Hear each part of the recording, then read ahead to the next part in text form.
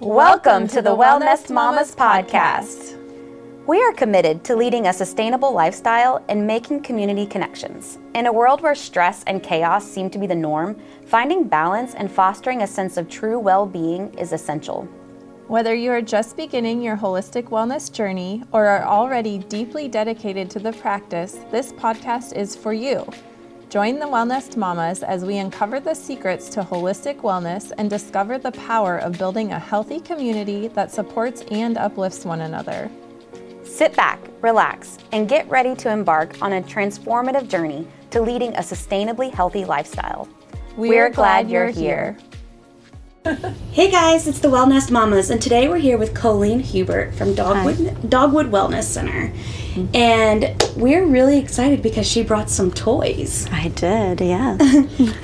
Tell me you're a naturopathic practitioner? Yes, I'm a naturopathic doctor. Okay. And so I came a couple weeks ago and shared a little bit about how I help people with trauma and just truth-telling on their identity.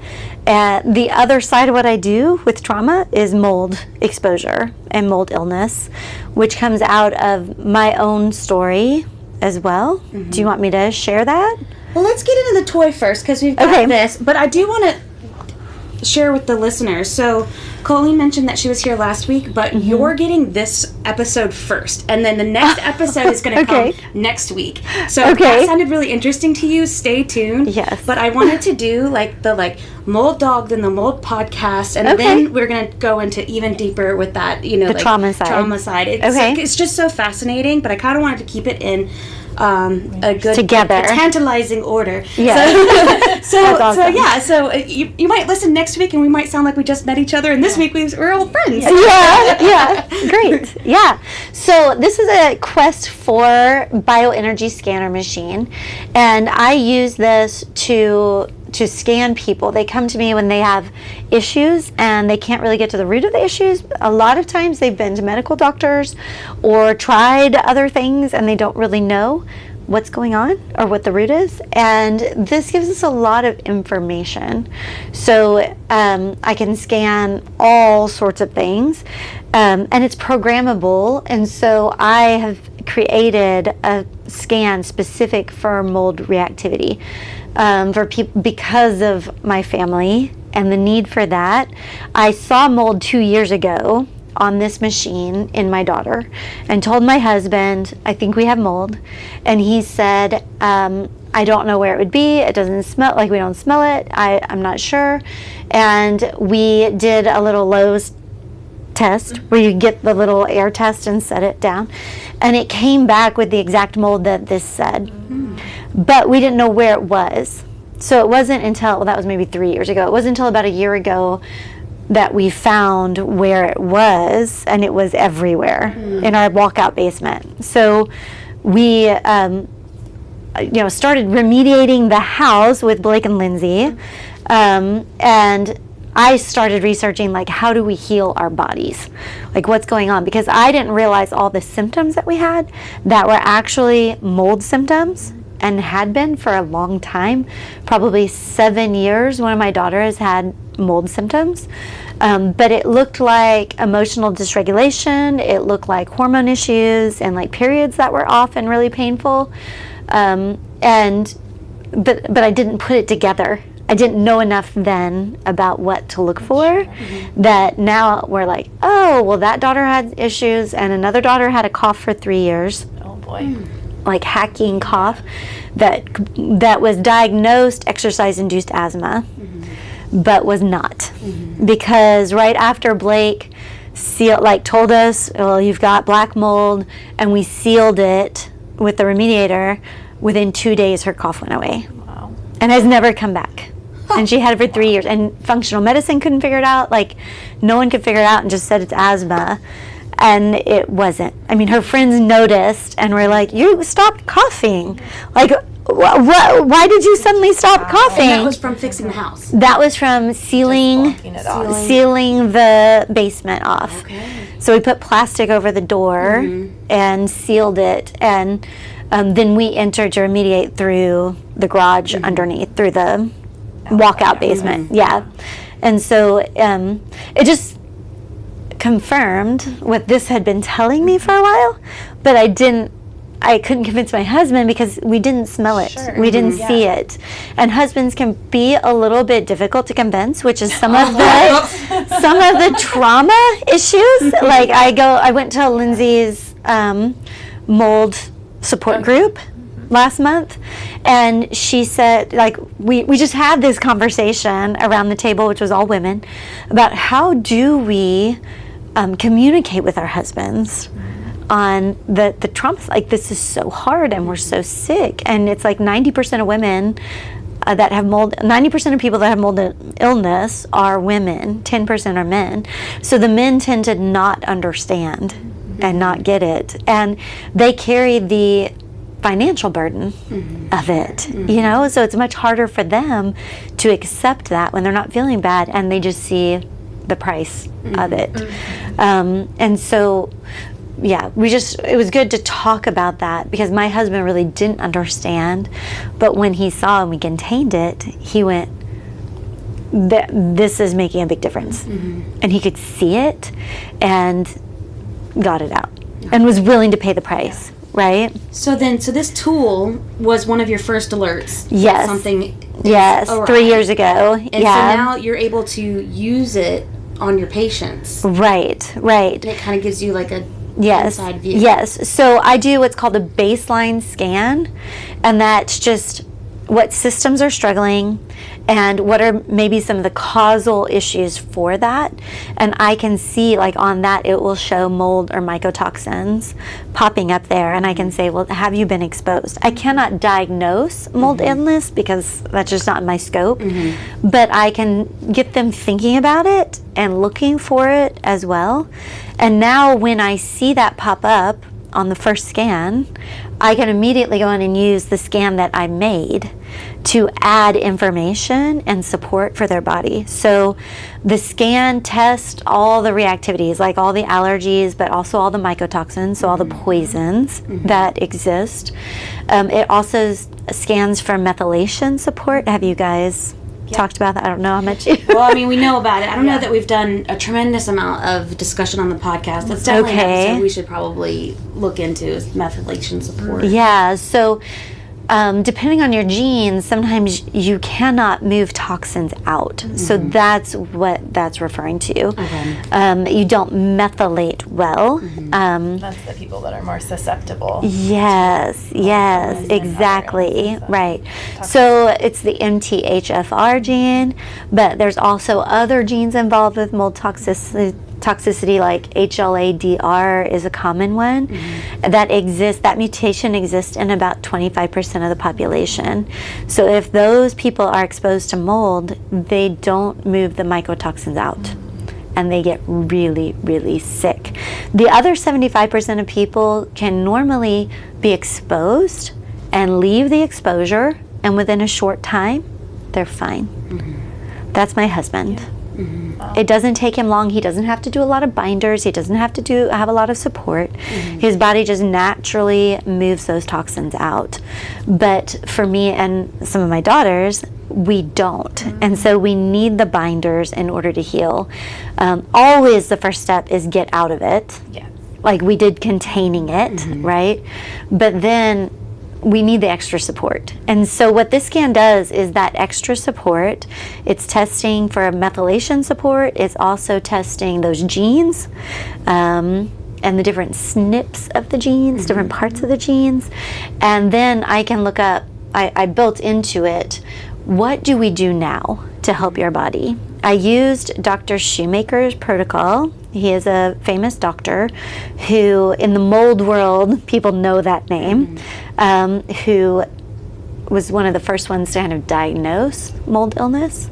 And then I used Dr. Krista's protocol, who is another naturopathic doctor who studied under someone who studied under Shoemaker. But she really didn't want to use, Shoemaker was a doctor, so he used prescribed medicines. Dr. Krista is a naturopathic doctor, and so she uses a lot more natural things like essential oils and herbals and things like that. I mean, she might be functional medicine. I can't remember her exact qualifications, but she really brought in the more accessible things that like you can just go get at your shop, Yeah. right? And use those products, and people can help support their body without having to get a prescription for it. And so I wanted to bring in a lot more of her ideas to it. And so I created what I call the mold support scan. So that's the one I'm going to do on you to see, okay, so you can hold the scanner, and then I have the program on here that says basically this is how we can support the body and what supplements you might need, or what ways, you know, parts of the body might need support to repair the damage, to help protect you from future damage, and to kill any mold that you might be struggling with, because sometimes it colonizes within us if we live in it long enough. And so using things like oil of oregano or parasite cleanse type herbs can really help. Sometimes we need like nasal support because it's colonized in the nasal cavity. I have that issue. Surprising. After working in the hospital and living in a dorm that was. I know, right. And so people will have that this constant sinus issues, or like scabs in the nose that just won't heal. Can have nasal polyps and things like that. So I remember when I was in my medical technology school, they had during parasitology class, they had somebody had Aspergillus niger, and it was in the sinus cavity. Oh my goodness! And it came out through his eyeball. Yeah, he showed pictures like of like he was like all of a sudden realized something was coming like in his eye, and it was like was it like a black substance or white black, or yeah? Okay. Wow. Isn't that wild? Well, with the Niger, it would be black. It was serious, Yes. I was like, ooh. Major colonization of the sinus cavity. It's a crazy picture, Yeah. I mean, it can be really extreme, you know, and I know there's times that Blake and Lindsay will put out to all their people through their social media and stuff, pray for this family that we're working with, because it's really bad. Like, I just saw one this morning. Yeah. Somebody. They're so sick. Mold really affects us. So she's done holding it. She's done holding. Okay. And so on this scan, it suggested bitter chocolate. So bitter things are really helpful for the liver, right? Yes. And so bitter drinks and treats is on here. So it might show up like arugula or dandelion or some of those. Yeah. So I have dietary support in here as well. So bitter chocolates. So like the really dark. Yeah. Dietary changes as a therapy to help support. A supplement called Lymph Active from Cellcore that just supports the lymphatic system to move things out. We are seeing xylitol on here, which xylitol is a biofilm buster. So when you're talking about so I like using, like, this is just saying as a food additive, so you can just use it in food, but that is the common X-Clear. I don't know if you guys carry that, but X-Clear is a xylitol spray, nasal spray, that is really good to clear the sinuses after mold exposure, because it's not just mold that gets in the sinuses, but your immune system is weakened, and so a lot of people see bacterial infections in the sinuses as well. So doing nasal sprays with colloidal silver, X-Clear, and then I use essential oils to kill, to go in and kill. Yeah, so tea tree, eucalyptus, frankincense to support healing of the sinuses. So you can make like little nasal sprays. So I have different essential oils on here as well, but they didn't come in it's not in your top ones. So also emotional therapy around any sort of mold exposure or how that's affecting you. These aren't as much. I probably wouldn't suggest. There's a lot that come up. They're just kind of. But they are coded a certain way, which you can see. You can't show them, but they're coded. It's like colorful bars. It Yeah. kind of looks like Yeah. an Excel spreadsheet in a way. Right. You're not Yes. missing much. But. Right. So this is suggesting like fiber through using psyllium husk, probiotic greens, like fermented probiotic greens, DHA, chlorella, thyroid support. There's a para-3, which is a parasite cleanse substances that it's a tincture. that has different herbs in it. There's oregano, far infrared sauna. I like that one. I know, right? Yes, my sauna, I have a sauna at my shop that has been so important for me to heal. Just emotionally, to have that quiet time, but also have the infrared, and to just be able to go out, sit there and pray and talk to God about all the things that come up. I think it's been really helpful for me.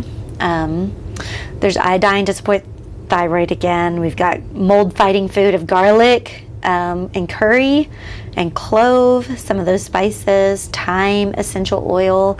So that might be one that you can use in a nasal spray, but it's pretty hot. Mm-hmm. You know, so I would be really, diluted. yes, you have to be really careful with it.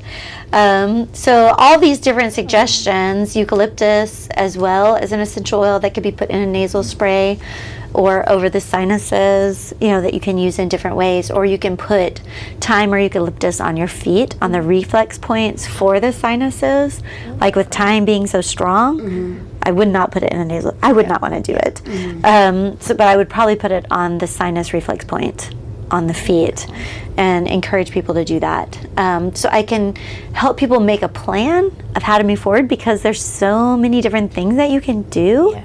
And it can feel overwhelming. This is very bio-individual. Yes, yes. And then on the mold reactivity scan, with all of the methylation support and all of the molds and mycotoxins that person is showing reactive to, what I do with that is make an individualized homeopathic.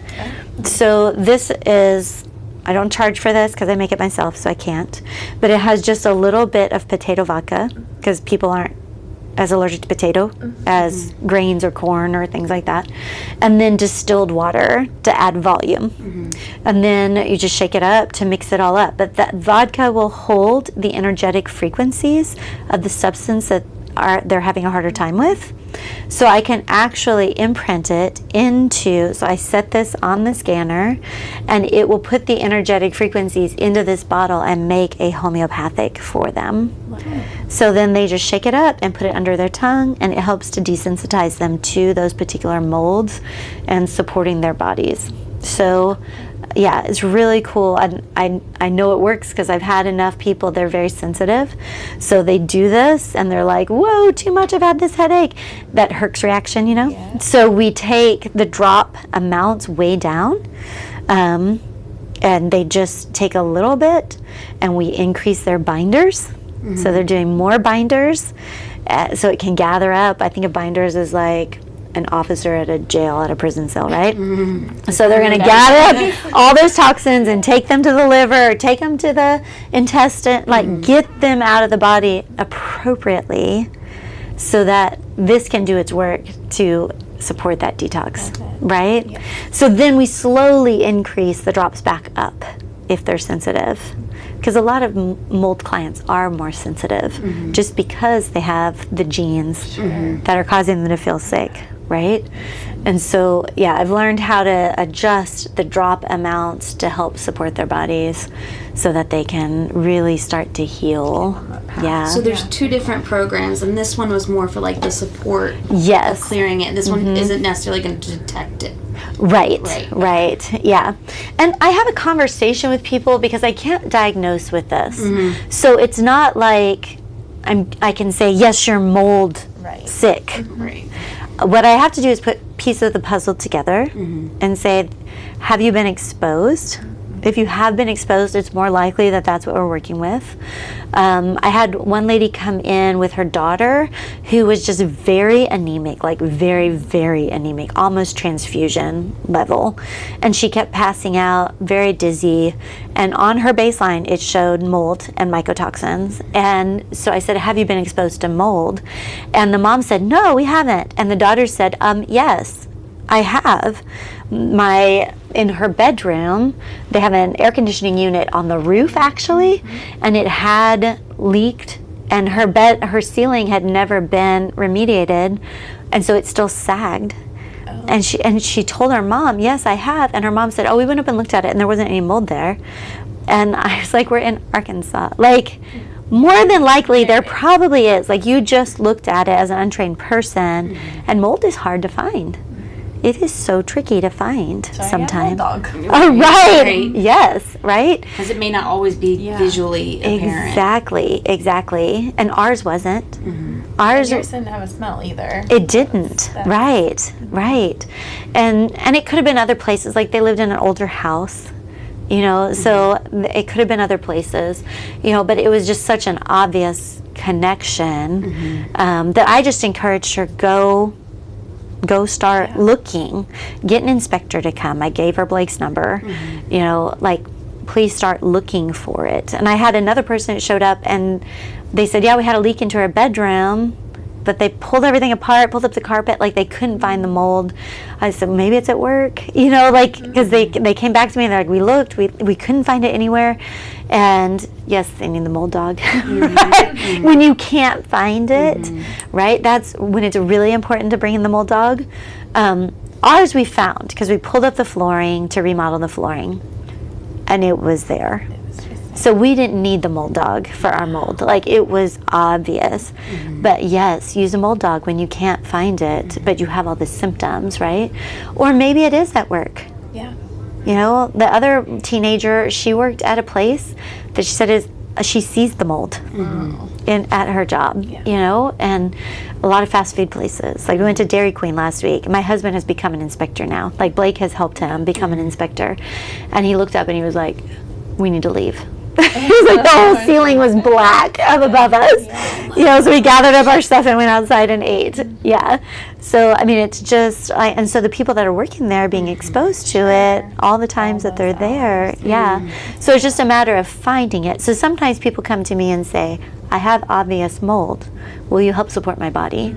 And sometimes they come to me for just symptoms, and I can't diagnose it, but I can say, go start looking.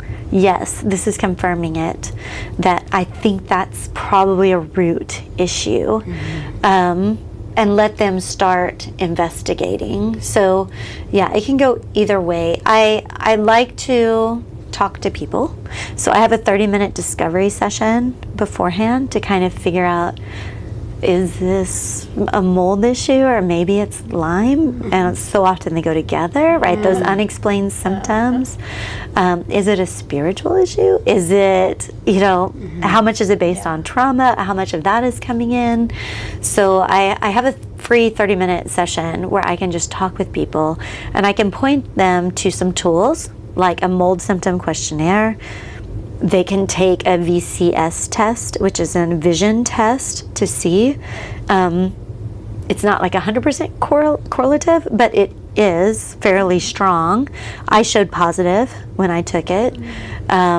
That mold really does affect your vision. So it's a $15 online test, and you can go take that. If that's positive, definitely need to do this test, right? And run this scan. So I have it set up that when they take that test, I get the results, and we can just move forward, right? So that's kind of how I help people figure out maybe not. They can then, if they really want to know for sure, to like prove to a husband or something, go get a blood or urine test. Yeah. Right? And know that there's mycotoxins. People are not always allergic to mold. I was talking to one lady last month who is not allergic. And my mom too. She tests negative for mold, but it's a mycotoxin issue. Yeah. It's the poison in them from the mold that they can't move out. So people say, well, I'm not allergic, so it's not mold. And I'm like, oh, no. It's different. It's different. Right. It's not an allergy. No, you're not allergic. You're being poisoned.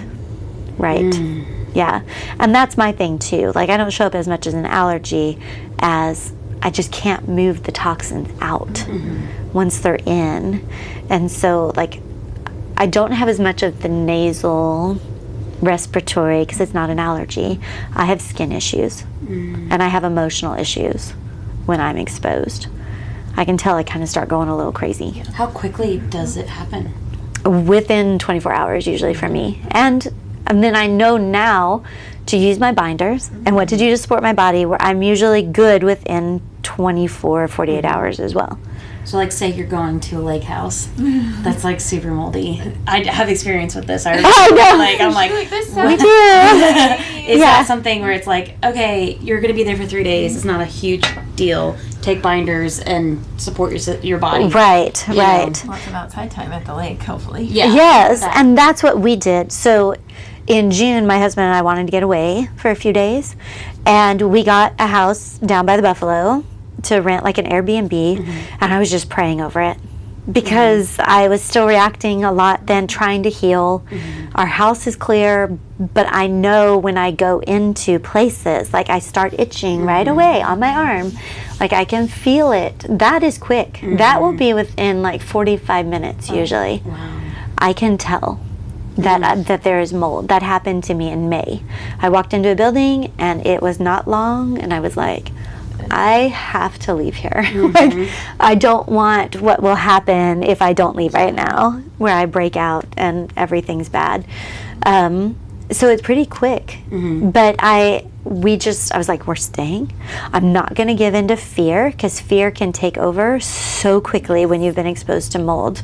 That is one of the main emotions that people struggle with mold exposure is anxiety, fear, right? Like, I'm not going to live in fear. We're going to enjoy this. So we get there. I'm like, it doesn't smell bad. But they had put an air freshener in front of the window unit, right? And so, and so it smelled okay and nice when we went in. And we kind of looked around and didn't notice a lot. And we went upstairs to where the bedroom was, and that's where the air unit was. And my husband was like, don't look over there. He's like, just don't. And because he had already taken his class, so he's like looking under, just how bad is it? Like he wanted to get a feel, so he's looking under the sinks in the bathroom and in the kitchen, and he was like, yeah, that bathroom, don't go in there. There's two, like, try to use the other one. Like, he's just like, I know you're gonna have to because that's the only shower, but like, we're gonna go outside to the river. We sat on the front porch for breakfast. We went outside and made a fire, even though it's the summertime, in the evenings, and just tried to spend as much time as we could outside, except for when we slept. Minimize exposure. Yeah, and I was able to bounce back pretty quickly to it. So it's not a death sentence. It is not. For some people it is. Okay. Some people have died, yes, because they don't catch it or they don't know. Right. Or they'll get cancer. It's chronic exposure and you're just years living in it.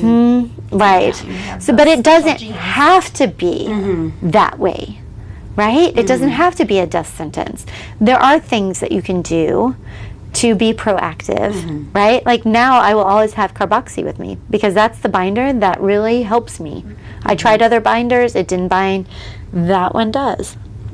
And so it works with my body, and my rash goes away quickly. I can keep it under control when I have that. So I just know it's a powder, so I can double up on it when I'm exposed. So I had it with me. I just took more.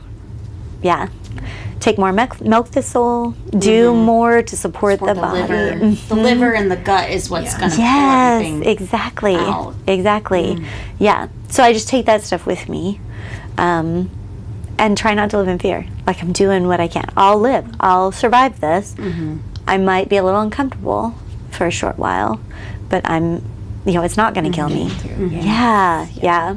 So.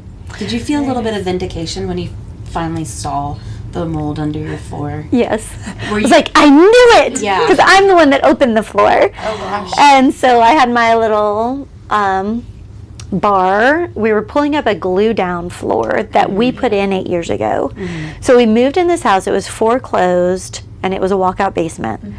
Both bad deals for mold. We did have mold in the walls in the basement when we moved in, but we were advised by our home inspector, who is not a mold inspector, to just use hydrogen peroxide on the walls and kills them. No. We should have, if we knew now what we knew then, we would not have done that. So we treated the walls, because we cut a little part to see if there was anything on the backside, but we didn't know, we cut it 2 feet up. We didn't cut at the bottom, but they didn't want to mess with the baseboards, so we cut higher, and there wasn't any there. If we would have cut the bottom, we probably would have seen it on the backside, but we didn't know. what we didn't know, right? And at that time, there was carpet, so it had been sealed in Arkansas for 5 years with no humidity control. So we pulled all the carpet out, and we were like, we're not going to put carpet in. We were wise as far as that goes, but we used glue down flooring, which is a no for mold. It will mold easily. Really? And our foundation had 3 spots that we found when we after that moisture comes up. Oh. And so the moisture got into the glue and it molded. So like when I broke into it, it was like green on the back. Oh boy. And the whole house immediately smelled horrible. We were like opening windows, trying to air it out. I mean, it was really bad. It was right after Thanksgiving, so it was cold. So it was like hard for we didn't want to turn on the attic fan to I was also like, is it okay to like move it throughout that? Like, I don't want to pull it all the way from the basement to the attic. Yeah, and so we didn't turn on the attic fan, but we tried to still like air it out as much as we could. We just took all of the flooring out. Yes, and it did feel really good to be like, I told you it was here, you know, and just where would you have started? How would we have known that it was between the cement float layer, because we pulled the carpet out and it messed up the floor, so we had to float the floor, and it got between the foundation and the cement and then came up into the That was glue. something we learned about from Lindsay's podcast, is how the foundation is like a sponge.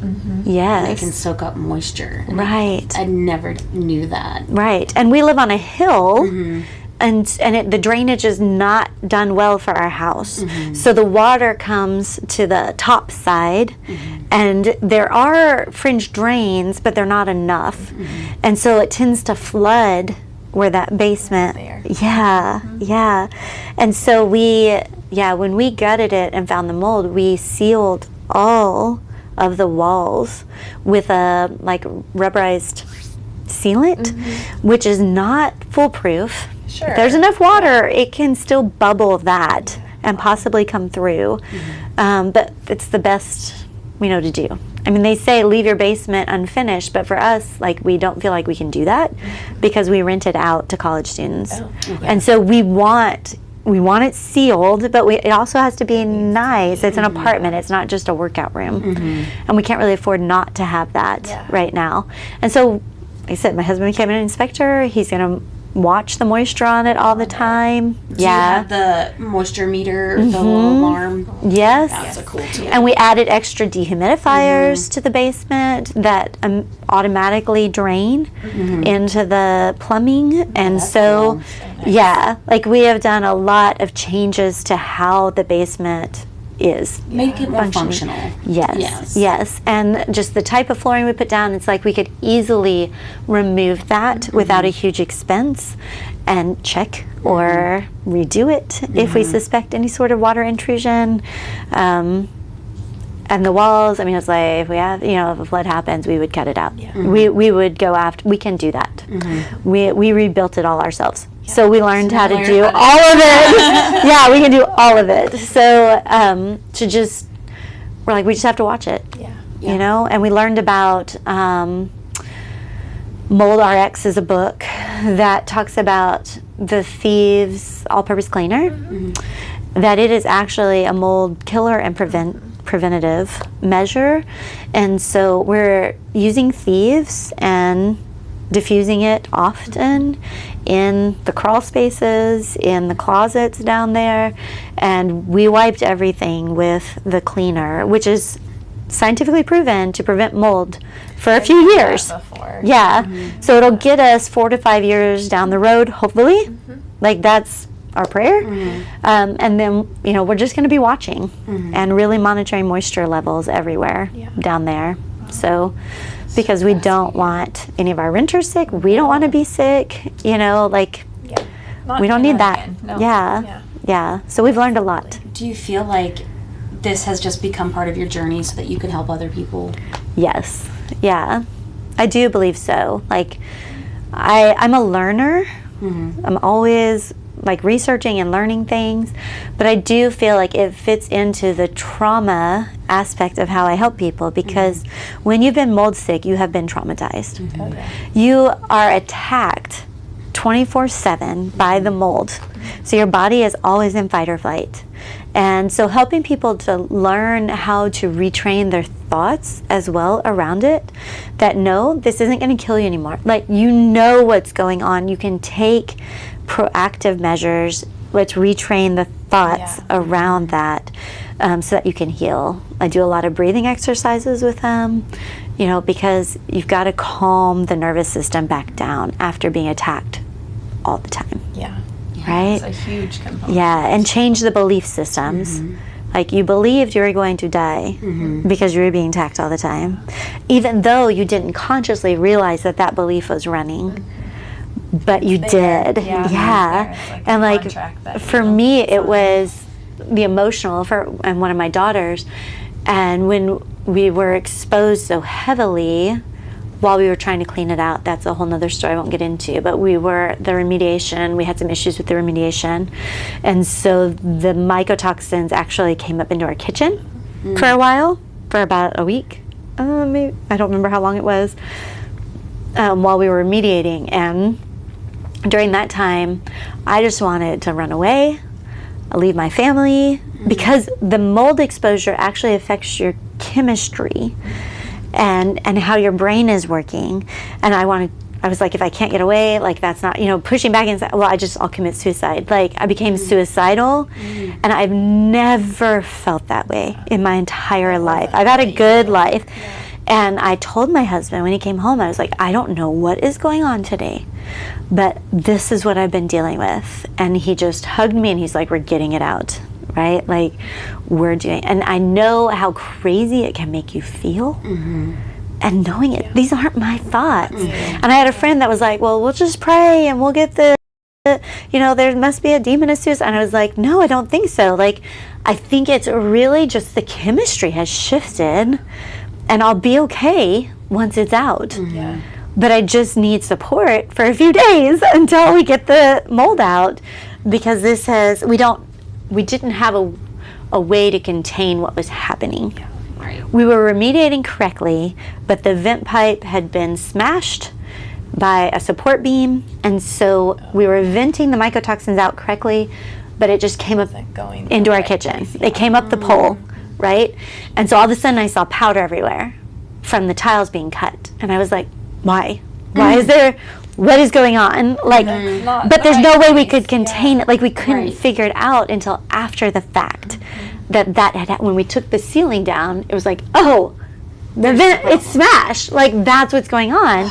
But we didn't know where it was. I was like, is it coming up through the floor vents? Is it like, how is this getting up here? So we couldn't contain it until we figured out how. And then you can go in and put plastic around the support beam, right? Like, but we didn't know to do that, right? And so, yeah, I think it really integrates well with what I've been doing with trauma support, of like, this is a traumatic experience. Let's accept that and realize how much it's affected you, so that you can acknowledge the feelings and all of the emotions around it, and you can let that side start to heal too. And we'll support your body, we'll support your emotions, right? And you are going to get okay. Is the only way to deal with mold. Get there. Yes, yeah. That's really amazing. So, yeah.